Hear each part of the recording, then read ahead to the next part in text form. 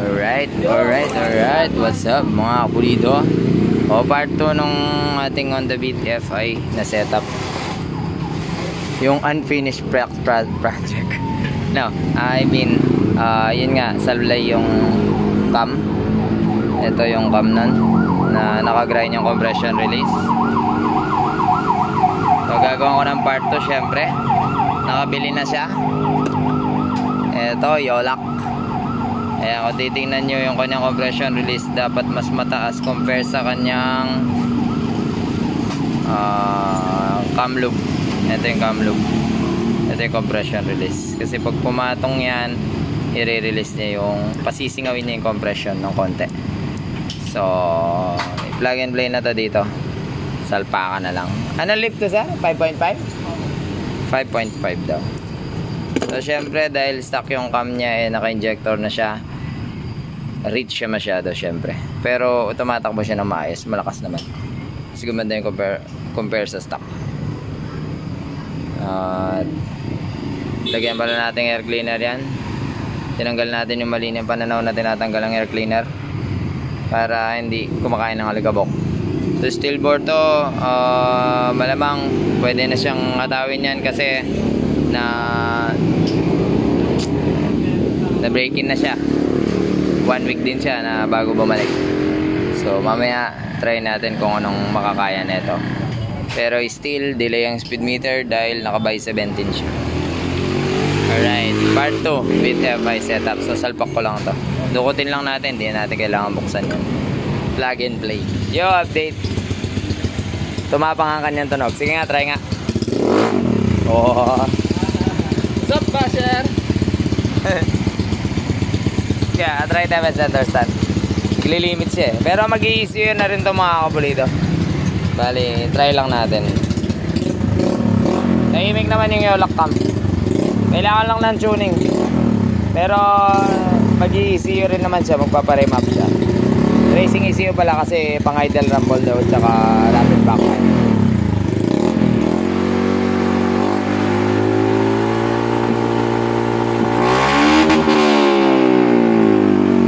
Sa 130. So try natin one hand lang kasi wala akong helmet. Illegal ako, illegal. Gusto ko lang matapos ng video ng beat FI. Uy, kalakas.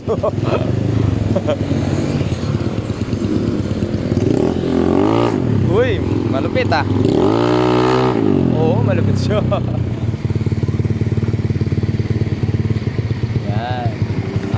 Walang hatak-hatak. Mabibengkong na yung rim neto, sir. Okay lang daw. Okay lang mabengkong.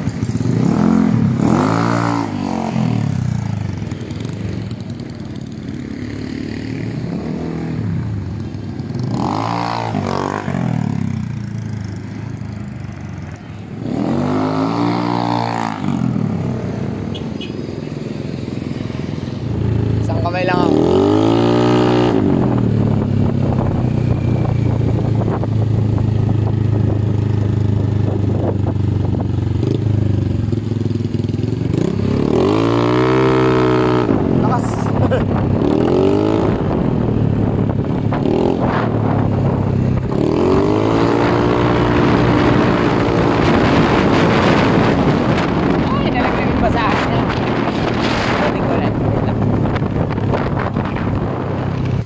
Pinold ko muna yung basahan. Naisip-isip ko hindi rin pala ako makakawalwal. Hindi rin pala ako makakawalwal kasi manipis yung gulong na ito.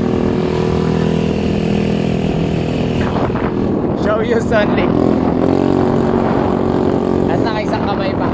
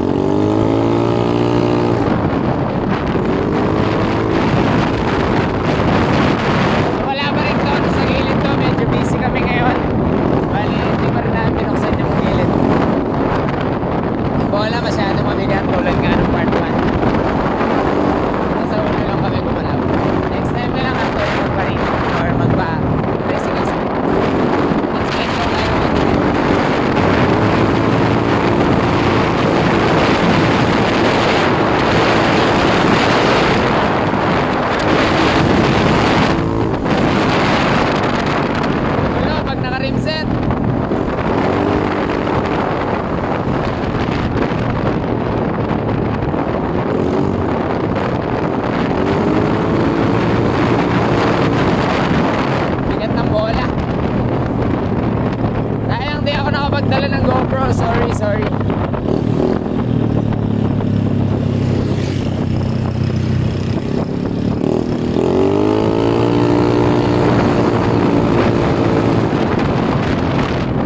Sheesh. Update ko na lang kayo kung ano magiging top speed niya dito sa gauge niya.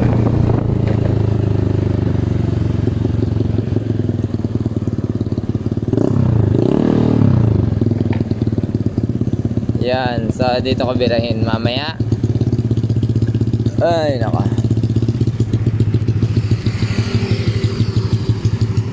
Paunahin lang natin yung mga sasakyan. So hindi ako makakabira kung nakahawak ako ng cellphone. So ayun, all good. So tahimik.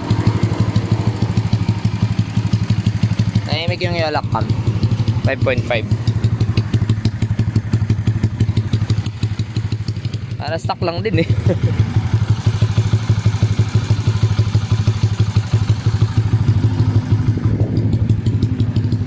Hindi na tayo makaka-top speed nito. Bahala na. Kasi ang nipis ng gulong. Ay nako, mahirap na. So salamat po sa panonood mga kapulido. Naway nakatulong itong ating part 2 sa mga nangangailangan. Once again, Beat FI upgrade Pulitong Gawa Genrix. Yo! Bali sa kanyang gauge na pa 120 natin siya, pero hindi pa sagad yun. Umaangat pa siya. Ang kaso nakakatakot na rin kasi magulo.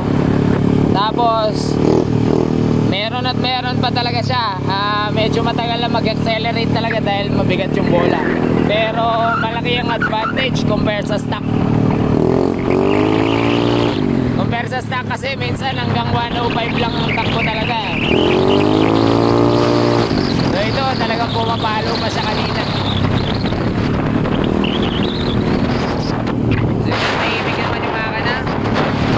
Mga 1.5 kilometer yung piniga ko kanina. All goods naman. Salamat po sa mga kapulino. Okay na ang ating sinan. Yung next video po. Bye bye.